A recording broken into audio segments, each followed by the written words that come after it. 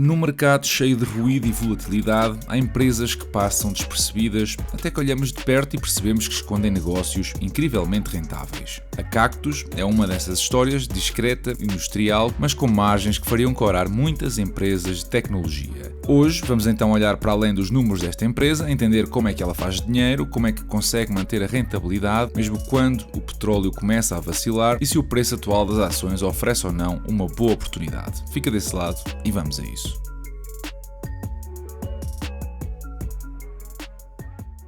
A história da Cactus é uma daquelas trajetórias industriais que misturam engenho, disciplina operacional e uma pitada de teimosia texana. Fundada em 2011 por Scott e Joel Bender, dois veteranos do mundo do wellhead e da pressão controlada, a Cactus nasceu no epicentro da revolução do shale americano. Enquanto o petróleo de xisto transformava o mapa energético dos Estados Unidos, a empresa foi moldada para resolver um problema clássico: como é que poderia tornar a perfuração e a produção mais seguras, rápidas e eficientes. Em 2018, a empresa chegou à Bolsa de Nova Iorque e desde então transformou-se de um fabricante de wellheads num grupo industrial mais diversificado, com presença internacional e duas divisões complementares. A divisão Pressure Control, o núcleo original, onde fabrica aqui e aluga sistemas de controle de pressão, árvores de produção e equipamentos de fraturação hidráulica, e a Spoolable Technologies, o lado mais flexível do negócio e tecnológico também, responsável pela produção de tubos e condutas enroláveis através da marca FlexSteel. Hoje, a empresa tem sede em Houston, fábricas nos Estados Unidos, na China e na Austrália e uma reputação sólida junto das grandes petrolíferas. É, na prática, uma empresa que cria e gera os fluxos de petróleo, gás e agora também polímeros e aço. A divisão que vimos da Pressure Control continua a ser o coração do grupo, é aqui que nascem os sistemas wellheads ou frac stacks e árvores de produção, equipamentos que regulam a pressão durante as fases de perfuração, finalização e produção de petróleo. Os seus produtos estão presentes em bacias como o Permian, o Eagle Ford, a Bacon e a Marcellus, ou seja, os motores da produção onshore norte-americana. As receitas desta divisão são sensíveis ao ciclo de investimento em upstream, mas a Cactus tem conseguido manter margens robustas superiores a 30% através de uma engenharia diferenciada e um modelo híbrido de vendas mais alugueres, mais serviços. O segmento Spoolable Technologies é a grande novidade dos últimos anos. Com a aquisição da FlexSteel em 2023,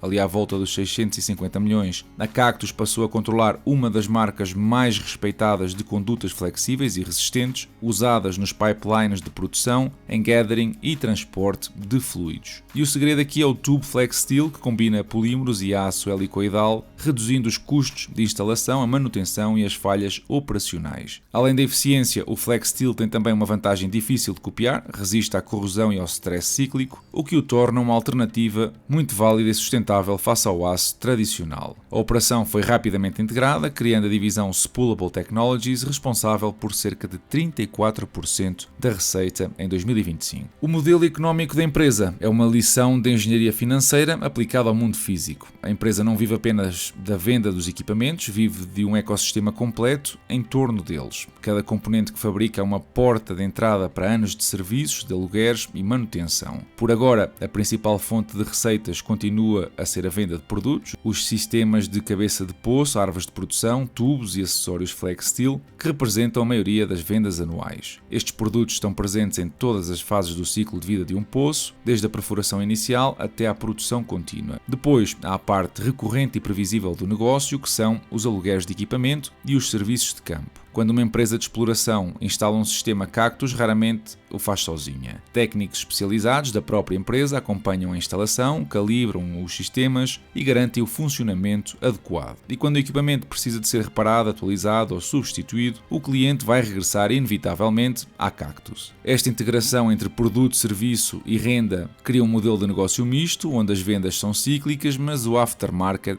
é resiliente. Em períodos de forte investimento em exploração, o negócio de produtos dispara, como é natural, mas depois, quando o ciclo abranda, os serviços e os contratos de manutenção mantêm este motor a girar. Em resumo, a Cactus transformou o que poderia ser um negócio de vendas únicas num fluxo contínuo de receita recorrente, e cada equipamento instalado é uma semente que depois dá frutos ano após ano, uma estratégia, convenhamos, inteligente num setor bastante cíclico. Entre 2020 e 2025, a Cactus demonstrou algo que poucas empresas industriais industriais conseguem, num setor tão volátil como o de equipamentos para energia, mostrou resiliência financeira e consistência nas margens. Durante o período de maior incerteza da indústria, da pandemia à recuperação irregular do preço do petróleo, a empresa conseguiu não só preservar a rentabilidade, como expandir a mesma. Em 2020 e 2021, quando o mercado estava em modo de sobrevivência, a Cactus manteve margens operacionais confortáveis, sustentada pela eficiência de produção e pela prudência nos custos. Já a partir de 2022, o salto foi evidente. O EBITDA mais do que duplicou, impulsionado pela retoma do investimento na perfuração e pela adoção consistente e crescente dos seus sistemas de controle de pressão. A grande viragem veio então em 2023 com a integração da Flex Steel, que deu ao grupo um negócio de margens mais elevadas. O resultado foi uma estrutura consolidada a operar com margens EBITDA de 33% a 36%, valores algo incomuns num setor onde a média ronda aos 20%. Mesmo em 2025, com o mercado norte-americano a mostrar sinais de moderação, a Cactus manteve as margens acima dos 30%, demonstrando uma capacidade notável de amortecer os ciclos através da diversificação e da disciplina operacional. No fundo, o segredo aqui está no equilíbrio entre o músculo industrial e a precisão financeira. E se o coração da Cactus bate no campo da engenharia, o cérebro está no balanço. Poucas empresas industriais apresentam uma estrutura financeira tão robusta e sólida como esta. O relatório do segundo trimestre de 2025 revela uma companhia que respira tranquilidade financeira, algo raro num setor historicamente cíclico. A empresa mantém uma posição de dinheiro em caixa bastante robusta, com mais de 400 milhões de dólares em liquidez imediata e praticamente sem dívida. A relação entre ativos e passivos é folgada e o capital próprio representa a larga maioria do total do balanço. É uma estrutura bastante musculada, sem gordura, é eficiente, previsível e preparada para absorver choques externos. Nos primeiros 6 meses deste ano, a empresa gerou fluxos de caixa operacionais superiores a 100 milhões de dólares, mesmo após os investimentos de capital recorrentes. O CAPEX é modesto, não ultrapassa alguns pontos percentuais da receita, e esta geração de caixa, combinada com a ausência de dívida, dá à empresa uma flexibilidade invejável para continuar a crescer através de aquisições estratégicas ou programas de recompra de ações. E isto, apesar de um menor volume de perfuração nos Estados Unidos nos últimos tempos, ajudada pela base instalada com os contratos de serviço e o negócio de spoolable pipe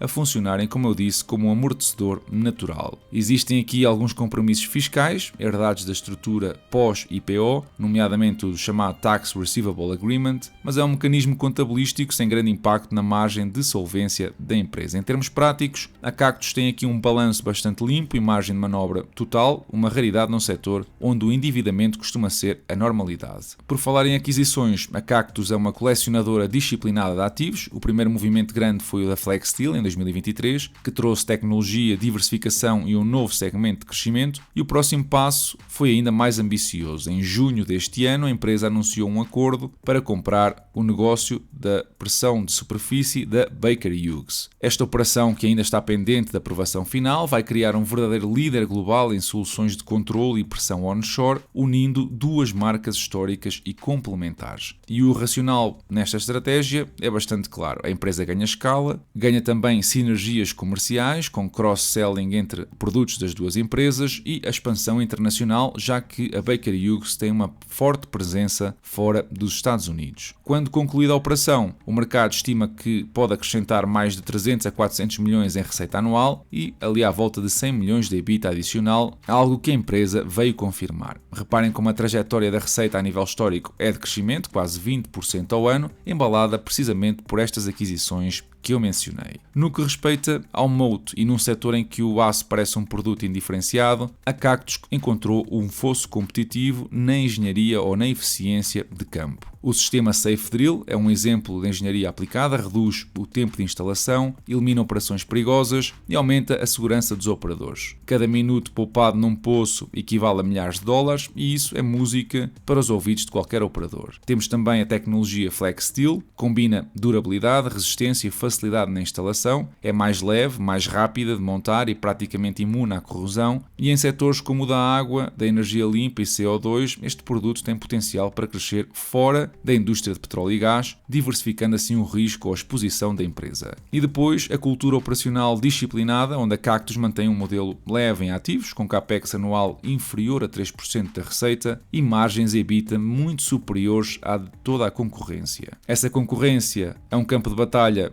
entre vários nomes pesados, a ChampionX, mais focada em química e equipamentos de produção, a Technip FMC, que tem uma forte presença offshore, portanto em plataformas petrolíferas no oceano, a National Oilwell Varco, uma gigante da maquinaria energética, e também a Oil States International, que é um concorrente direto em wellheads e válvulas. Ainda assim, a Cactus lidera em margem operacional, com um EBITDA médio de 33% a 35% contra os 20% dos pares. No que respeita à geografia, a Cactus é hoje em dia uma empresa americana com alcance global. O centro de gravidade continua firmemente nos Estados Unidos, onde estão as principais bacias petrolíferas e onde se gera também a maior parte da receita. É aqui que os produtos da empresa são concebidos, testados e otimizados em contacto direto com os clientes. Fora do mercado doméstico, a presença é seletiva e estratégica, mantém operações de suporte no Canadá, na Austrália e na China, que servem tanto para apoio à produção como para atender clientes regionais. Estas unidades permitem equilibrar os custos, reduzir tempos de entrega e responder a oportunidades internacionais sem dispensar muitos recursos. Falando de valorização, oportunidades e perspectivas para o futuro. Historicamente, quando o rig count ou a contagem de plataformas onshore nos Estados Unidos sobe 10%, as receitas da Cactus crescem entre 6% a 8% no trimestre seguinte, dependendo, claro está, do mix de produtos. Quando o número de plataformas cai, a retração tende a ser menor, apenas 4% a 6%, precisamente graças à proteção do negócio de serviços e aftermarket. É importante notar também uma nuance bastante recente: a eficiência da perfuração está a aumentar, as petrolíferas conseguem hoje produzir mais com menos poços, perfuram mais rápido, extraem mais por wellhead. Isto significa que, embora o número de poços possa crescer menos, o valor médio de equipamento por poço tende a subir. E aqui a empresa tem beneficiado ao oferecer sistemas premium, como o Safe Drill, que já mencionei, que reduzem o tempo de instalação e melhoram a segurança, características pelas quais o cliente está sempre disposto a pagar mais. Dito isto, a atividade de perfuração é o principal motor da receita da empresa neste momento, especialmente no segmento Pressure Control, e há aqui uma óbvia correlação positiva e quase imediata entre o número de novos poços ou novas licenças e as vendas de equipamentos. Assumindo então um crescimento orgânico entre 6% a 8% para os próximos anos no EBITDA e sinergias da aquisição que mencionei, sobretudo em mercados internacionais, assumindo também uma expansão do múltiplo para a mediana histórica, poderíamos estar aqui a olhar para um retorno anual na casa dos 7%. Se a empresa continua a reduzir as ações ao ritmo de 2% ao ano, então já temos aqui uma projeção atrativa dados os rendimentos médios do S&P 500. Olhando para os fluxos de caixa livres, o mercado está a precificar zero crescimento nos próximos 10 anos. Parece que a narrativa é que as novas vendas vão na prática ser substituídas pelo aftermarket. Ora, pessoalmente eu discordo dessa narrativa e, projetando crescimento de 3%, com os tais 2% adicionais das recompras, o valor intrínseco atual dispara para os $51, bem acima do valor de mercado. O múltiplo preço-benefício também está abaixo da mediana histórica, o que confirma, na minha opinião, a existência aqui de uma oportunidade. Oportunidade que, digo eu, se pode materializar de duas formas: com a subida do preço do barril do petróleo, o que obrigaria a mais perfurações e, consequentemente, a maior venda de produtos da Cactus, ou da subida de preços nos serviços aftermarket, onde entra aqui então a tal visão e estratégia da Flex Steel. No entanto, existem também alguns riscos. Nenhuma indústria é imune à realidade, e aqui estamos a falar da indústria petrolífera, que é altamente cíclica. Uma queda prolongada no preço do crude reduzirá a procura dos equipamentos da empresa. Como qualquer fusão ou aquisição, a compra da Baker Hughes traz aqui um risco de indigestão operacional, portanto é muito importante controlar a eficiência na integração dos produtos e serviços da empresa adquirida. E depois a empresa também enfrenta concorrência agressiva. Os gigantes como a NOV e a Technip FMC têm escala global e músculo financeiro para pressionar as margens desta empresa. Ainda assim, partem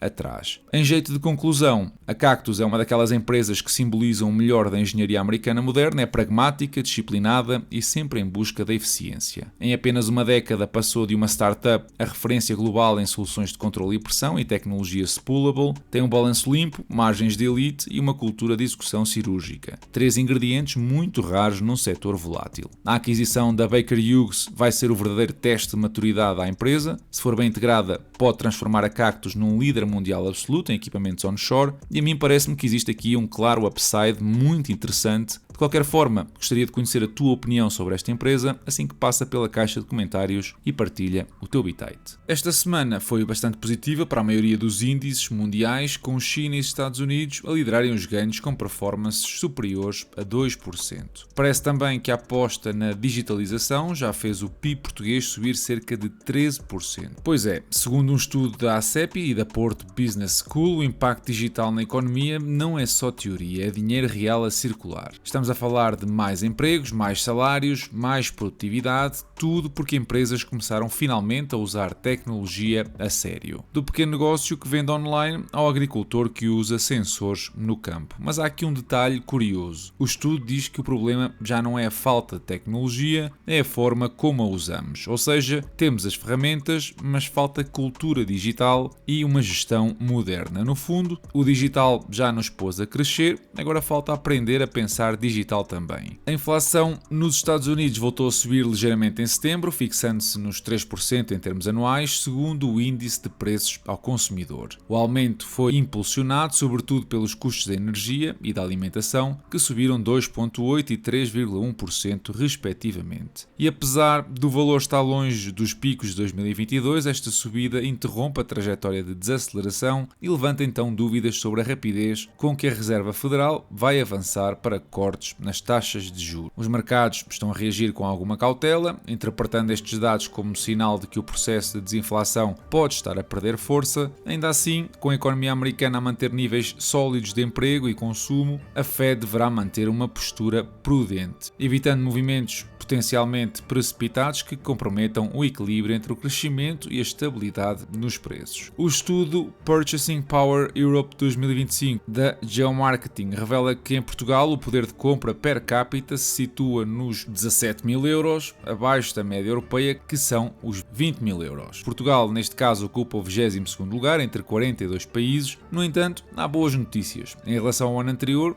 registou-se um aumento nominal de 15,7% do rendimento disponível, indicando que as famílias portuguesas estão a recuperar algum terreno. O estudo destaca também grandes diferenças regionais. Concelhos como o de Oeiras vão na liderança, enquanto municípios do interior como Vinhais estão muito abaixo da média nacional. A literacia financeira emerge também como um dos motores mais importantes do crescimento económico no nosso país. Um estudo global indicou que níveis mais elevados de conhecimento financeiro estão associados a taxas de incumprimento mais baixas, maior acesso ao crédito e crescimento mais robusto do PIB. Apesar de Portugal não estar incluído no painel principal do estudo, o nosso país ocupa posições baixas nos rankings europeus de literacia. Apenas 42% dos portugueses responderam corretamente a 3 de 5 perguntas básicas sobre finanças pessoais. A implicação disto para as políticas públicas e para as empresas é clara. Investir em educação financeira não é um luxo, é uma peça estratégica. As famílias mais informadas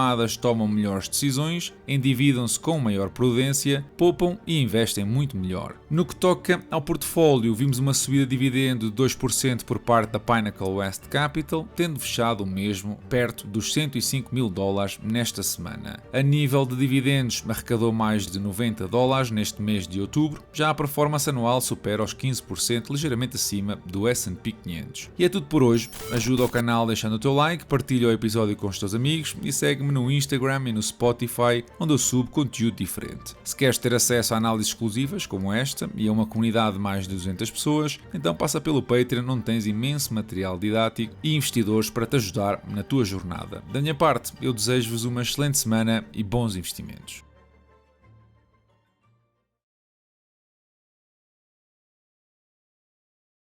I think gratitude is such an important virtue. And people talk about gratitude practice, and it does take some practice. And it often takes it's like a way of reframing the way that you see the world. So I think that we suffer in the West a little bit from life dysmorphia. You hear a lot about body dysmorphia, or gender dysmorphia. We've got life dysmorphia. A lot of people think their life is terrible because there's kind of the hedonic treadmill. You get used to how great your life is. No one had a hot shower until 50 years ago. So I try and do this thing when you stand in a hot shower. George Mack, my friend, pointed this out to me. When you stand in a hot shower, just for a moment, just go, well, no one that you admire from 100 years ago had this simple pleasure in life.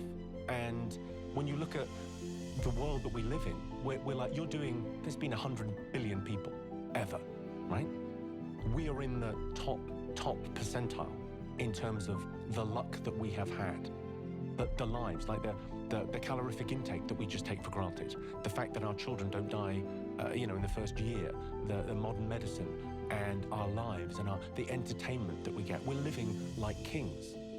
And yet, life has never been objectively better and subjectively worse. Because the nature of humanity is our desires are mimetic. So we've got this thing where we sort of, how happy are you? Well, it's your quality of life minus envy.